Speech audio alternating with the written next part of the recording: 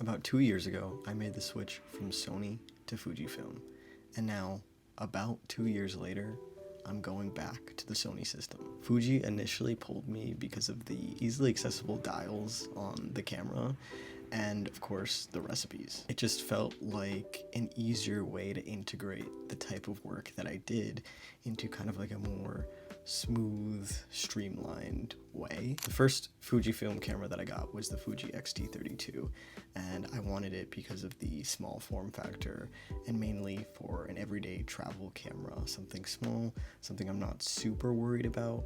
And then I also got the X-T5 two bodies for my client work. That's like portraits, weddings, gigs that need a little more reliability with the 2 SD card slot. So again, the biggest draw for me and for most people are the recipes that Fujifilm can integrate into your camera. So one of the biggest draws, of course, was the recipes.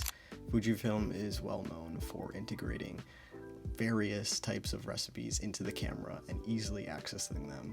Ironically, what initially pulled me to Fujifilm, the recipes, are ultimately its downfall and why I want to switch back. My compact camera felt more like a point and shoot, which isn't bad, but it became point, shoot, post on Instagram, and forget about it. Over time, I started to feel lazy and less satisfied with my work.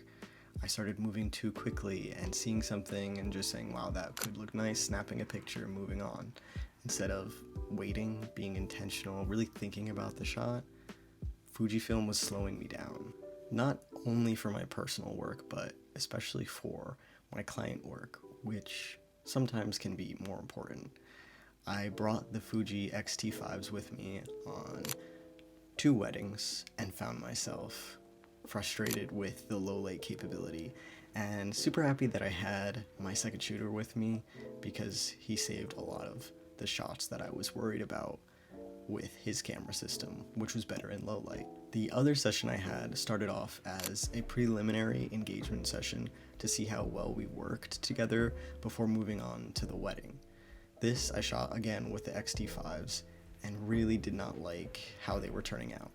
I used recipes, but I shot in RAW, so I was able to go into Lightroom and edit, but it just wasn't rendering the colors in the way that I liked or that I used to do in the past for weddings especially. Once hopping on a call with these clients, they told me a lot of the things that they didn't like about the pictures, and this also included the coloring.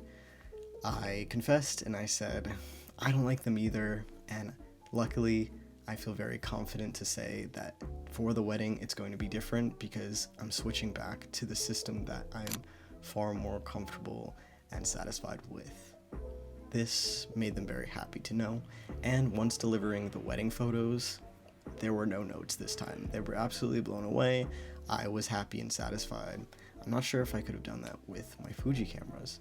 After all of this reflection, it became very clear as to why Sony works for me, and Fujifilm no longer fills that space for me. It could be different for you, but this is what it came to be for me. First and foremost, the drop in low light quality. I found no matter what I did, no matter the lenses that I had, it just wasn't up to par, especially for wedding sessions. This is very important because the conditions can change and we could be pushed into an extremely low light situation instead of it being bright and outdoors. The Fuji camera excels in outdoor settings with a lot of good light, and I really liked that, but half the time my client work doesn't always end up outside. Sony and Fuji both feel very intuitive, and I changed the dials and made it in a way that made more sense for me than straight out of the box. And I think they both excel in those instances, especially with Fuji having all the accessible dials on top. However, I still think they're both capable in doing that in their own way, so I wasn't really leaning towards one or the other because of that. Color is a huge factor, and the way that I edit makes the most sense with Sony. Back in the past, I edited with Sony for several years before moving to Fuji, and I found it a little difficult to get back to the way that I edited from Sony to Fuji. So it felt much better when I came back to Sony feeling more familiar now. Video is also something that I'm trying to get into, and I tried doing this with the Fuji and just entirely gave up. And then I came back to Sony and also tried with the Sony a7 III, and I found that extremely difficult as well. So I stopped using those cameras, and now I just picked up the Sony a7C II, and I followed a tutorial on YouTube and I dialed in the buttons that I needed, and I used that for filming one day, and I thought it was way more intuitive. So despite it being difficult on my first Sony cameras and then my Fuji cameras, picking the hybrid camera worked really well for me.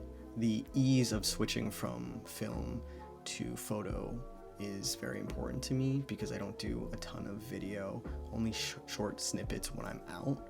That's really nice that it's just nice, quick, and easy switching, and I don't have to worry about are my settings completely wrong now that I went back and forth. Finally, the system itself. The Sony is a full frame camera while Fuji is cropped sensor. I think this was a big issue for me that I didn't fully come to terms with until later.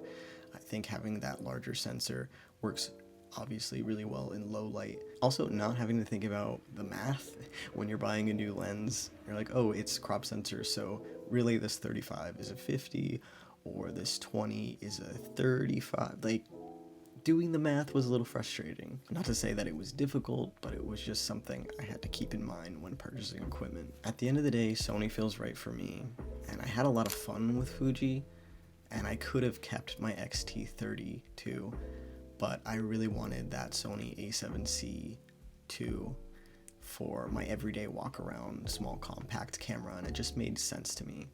It was also great because when I was making the change back to Sony, I had already gotten my Sony a7 IIIs and all my lenses. And as it turns out, the batteries also are the same on the Sony a7C II. And of course, the lenses work with it as well. So it's nice to just have this full system. All my cameras work with each other, because once you have to buy new lenses, new batteries, those things add up. So it just all feels very good to come home to Sony. Now, if you're switching from Sony to Fuji, Fuji to Sony, or something else, it's just good to keep in mind all of these factors. Low light, do the lens match all of these cameras? Do the batteries go with all of these cameras? Will I feel more comfortable with these settings like recipes or without them? Now that I don't have the recipes to kind of hold me back, it's nice to be more intentional with my work and then sit down later and begin editing. I feel like there's a lot more creativity when it comes to that. When you're on the field taking photos without those recipes, you're really genuinely thinking about the photo as a good photograph. How can you make it better? Instead of, oh, these colors are gonna hold this photo together for me. It takes away your skill. You kind of relax a little more.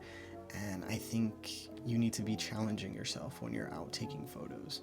You can edit the photo later with so many variant recipes on Lightroom or your own. I feel like out on the field, it could be nice as this sort of gimmicky point and shoot post on Instagram. Again, Fuji didn't work for me. That doesn't mean it's not going to work for you. This was just my insight as to how the system was for me, and it's just not the best fit for me, and that's okay. But it's good to do your research, maybe try out a few cameras, few lenses, see how it goes. So thank you for watching. I hope that this brought you some insight, gave you some knowledge to make your next decision, which is the best gear for me. And ultimately, it's the one that you're going to use. I felt like my Fujis were just starting to collect dust when I didn't have client work, because I found myself not wanting to pick it up, and it made me frustrated more than it made me happy. So take time in making your decision. It's okay to research, to try things out, and to play. So have fun creating and make sure it feels right for you. Thanks for watching, and I'll see you in the next one.